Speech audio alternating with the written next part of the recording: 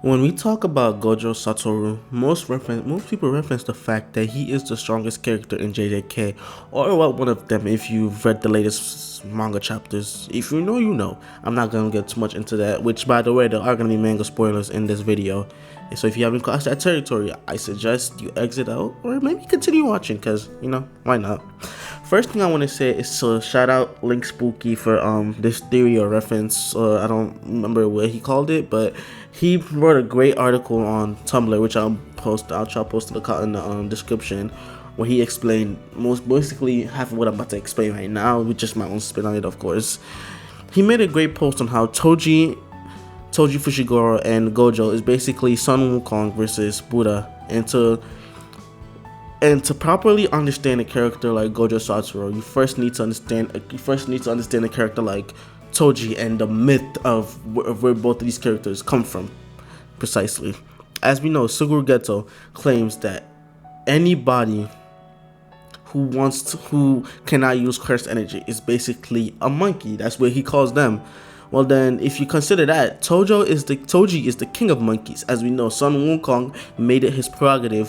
Sun Wukong also was the monkey king, of course, made it his prerogative to disrupt the heavens, because he was an exile of heaven himself, from the heavenly order. Gojo is a character that revolves around the idea of enlightenment, of the Buddha, of basically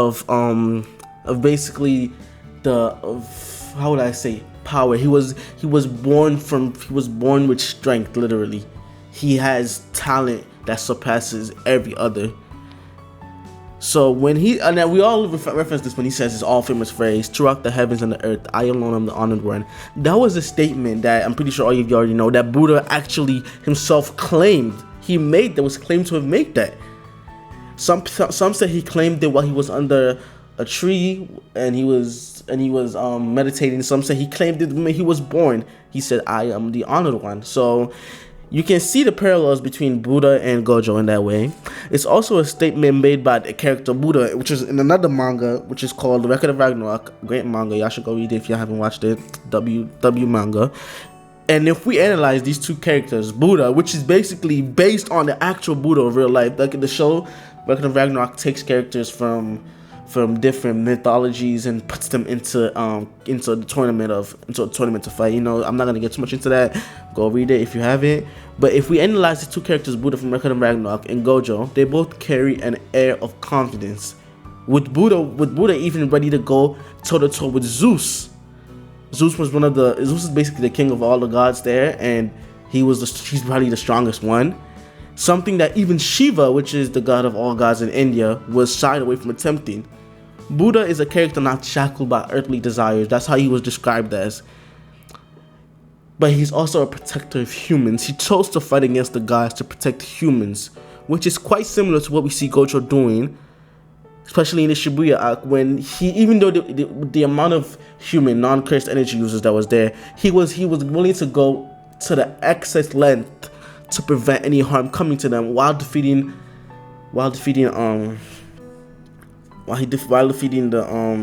his enemies. So what I'm trying to say here is Gojo is practically a mirror of Buddha, while Toji is practically a mirror of Sun Wukong. And now I'm gonna get into Toji. Born Great is basically a battle of Born Great versus outcast, humans versus gods. In the Journey to the West, which is a famous Chinese mythology, Sun Wukong goes to fight the Emperor of Heaven until finally the Buddha was called to settle things with them. A bet was made between the Buddha and Sun Wukong. He could become the new king of heaven if he could jump out of the palm of his hand. Sun Wukong jumps off his hand and goes all the way to the edge of the universe. At the end of the world, he sees 5 towers. He fights graffiti on the pole and then jumps back to the Buddha. The Buddha shows his hand with the same writing on it that he saw on the poles. Because he has attained enlightenment, the Buddha is one with everything in this world. Basically saying that the Monkey King Sun Wukong could never jump out of his hand. And I think we see that then. The Buddha then beats Sun Wukong and puts him under a mountain to keep him from coming back. But I think if you read the manga, you can see where I'm going with this. Toji thought he had defeated Gojo. We all did. but all he did was lead Gojo to enlightenment, in which after that Toji could never won that fight. He was always under Gojo's palm, precisely. So you can see the parallels between these two characters. Even from the time when Gojo was young, Toji himself stated that it was the first time that someone had ever been aware of his presence when he stood behind him. I think that was a mild foreshadowing to the conflict that came years later, but it's just something that you can see the extreme parallels between these two characters and between the Son Wukong and Toji, Buddha and Gojo. But then again, there's also very similar themes shown throughout the portrayal of both Toji and Gojo, and that's the failure of protecting loved ones. And I think this is where Jujutsu Kaisen just excels in, and that's just putting its own spin on myths, on a beautiful myth like this. Gojo failing to protect Geto from his breakdown, and Toji failing to protect Megumi's mother. Gojo stuck to his true self when faced with failing to protect his loved ones. He grew from that experience to want to protect even more, and Toji didn't. Toji in a sense is what Gojo could have become if Gojo decided to cast every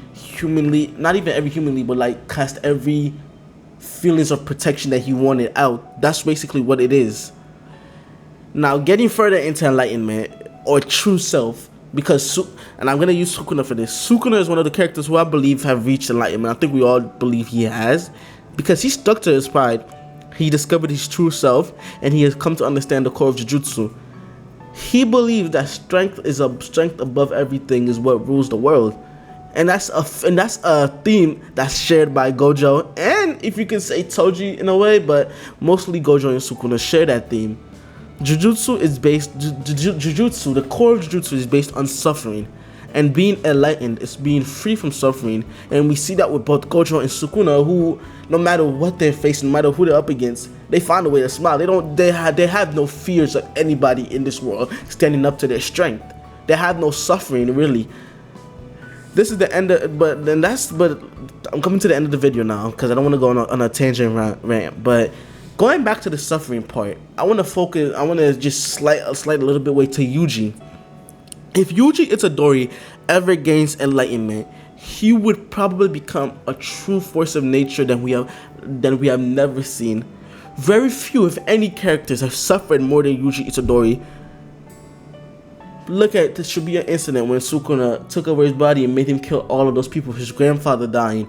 Just look at, the manga spoilers, and just looking at Sukuna taking over Megumi's body, you see what I'm trying to say. If Yuji Itadori ever awakens and achieves enlightenment and sticks to his morals of protecting others that his grandfather made him promise, him reaching enlightenment would probably put him on a pedestal. I don't know if he would become equal to Gojo or Sukuna, but he would definitely be one of the strongest ever to practice Jujutsu. Just him being and maybe we get to see him being released from the promise he made to his dying grandfather, just based on the fact that enlightenment is released from suffering. Yuji gets to suffer. Yuji is suffering because of the promise he made to his grandfather, and he realizes that no matter what the promises he's made, he keeps failing to protect the ones that he loves, the ones that he wants to protect. So if he ever gets released from that promise, I don't know what's going to happen, to be honest with you. It's just a little tidbit that I'm thinking would be very interesting. Anyway, thank y'all for watching the video. Subscribe, like, comment. If you have any other things that you think I said wrong, or that you think is not pertaining to what I just said, or that you think is basically wrong, just let me know in the comment section below. Thank you. It's your boy Darlington out.